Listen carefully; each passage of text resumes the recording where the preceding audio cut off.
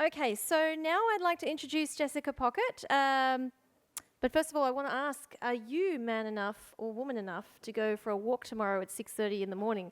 If you are, then you just need to meet down at the Esplanade at the view entrance to the beach, and JB from Pet Rescue is going to lead a wellness walk. So those of you who didn't want to go hard with the yoga today, a walk should be fairly gentle on the old knees. Now, Jessica is a fourth-year DVM student at the University of Sydney and has a special interest in shelter medicine. She conducted this research project on investigating the impact of indemnity waivers on the length of stay of cats in an Australian animal shelter under the guidance of Doctors Mark Westman and Bronwyn Orr as part of her veterinary studies. Welcome, Jessica.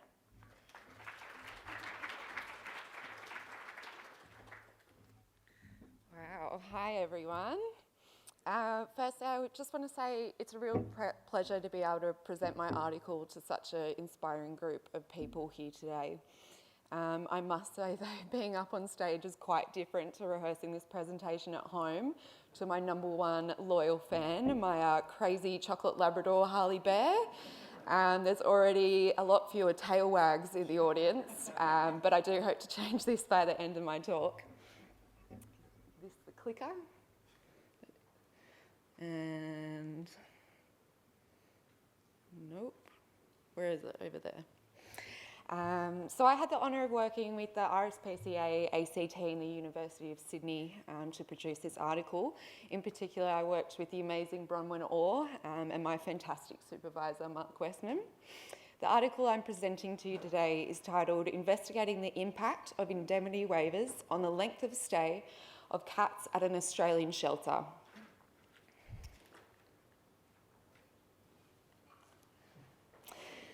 The aim of every rehoming organisation is to maximise rehoming and minimise euthanasia. Integral to both of these aims is to minimise the length of stay of animals within shelters. The longer an animal's length of stay, the higher the risk of that animal contracting diseases and developing negative behavioural traits. This then creates a cycle where the animal becomes less adoptable, the length of stay is increased further, and the risk of euthanasia becomes more likely. Animals with a prolonged length of stay also occupy valuable cage spaces, which may be better utilised to rehome what we consider more adoptable animals. Therefore, length of stay is an important statistic that is closely monitored by shelters, and resources are targeted towards strategies to reduce length of stay. The RSPCA ACT has been rehoming animals with pre-existing medical and behavioural issues with an indemnity waiver. An indemnity waiver is a legal document that ensures the new owner understands that the animal is being rehomed with a pre-existing condition and that all financial costs associated with the pre-existing condition become the responsibility of the owner following adoption. Although it's assumed by shelters that animals without pre-existing conditions are generally rehomed faster than those animals with identified conditions, it is unknown what effect these indemnity waivers have on an animal's length of stay within a shelter.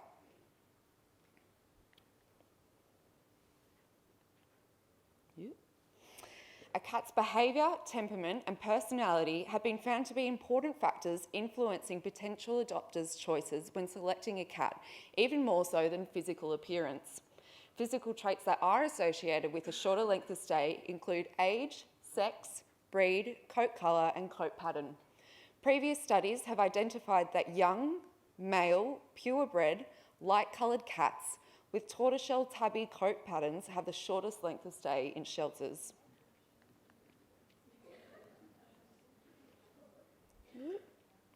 The question we were therefore left with was what effect, if any, did indemnity waivers have on the length of stay of animals prior to adoption?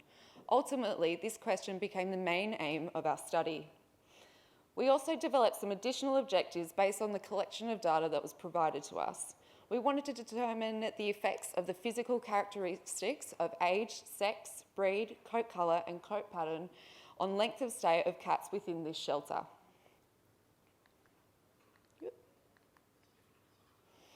So our methods, the study used computerised adoption records from cats admitted to the RSPCA ACT in Western. Following admission, each cat underwent a physical and behavioural examination. Any abnormalities were noted at this time and they were given an indemnity waiver before the cat was put up for adoption. Length of stay was then defined from when the cat was put up for adoption till the point of adoption. All cats 6 months of age and older adopted between the 1st of June and the 11th of December 2017 were included in the study. This came to a total of 249 cats that we were looking at.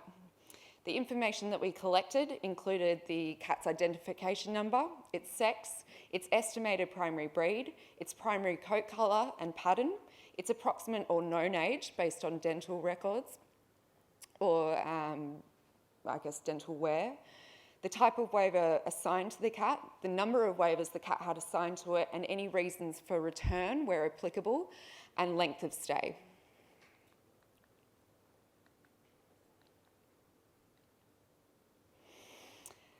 So this is a quick overview of how the cohort was characterised into each variable. So for sex, we had male and female, and we had a slight overrepresentation of females within our study. Breed, we had non-purebred, so most of our domestic breeds and purebred, and we had an overrepresentation of non-purebreds within that. Age, we had juveniles, young adults, and geriatrics, and we had an abundance of young adults within our study. And coat colour, we divided into 7 different categories to keep the numbers quite even.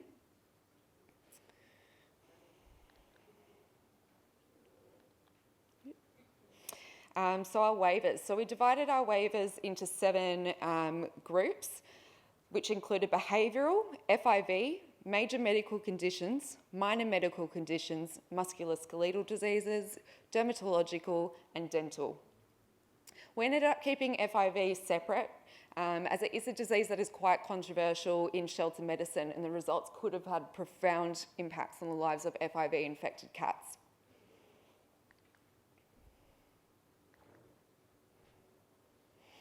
For analysis of the waivers themselves, variables included waiver presence, so whether or not the cat was assigned a waiver, waiver number, which was characterised into no waiver, 1 waiver, or multiple waivers. And in relation to the waiver type, it was difficult to keep the group sizes comparable, and we had an overrepresentation of minor medical diseases. Okay, so our results. After conducting statistical analysis, age, breed, and total waiver number were the 3 variables that were proven to have a significant effect on the length of stay of animals within the shelter. In regard to age, younger cats were generally adopted fastest and geriatrics the slowest. Purebred cats were rehomed faster than non-purebred cats. Cats rehomed with any number of indemnity waivers had a higher length of stay of 5.9 days compared to 4.1 days in the non-waiver population. There was a significantly increased length of stay for cats with multiple waivers compared to cats with no waiver.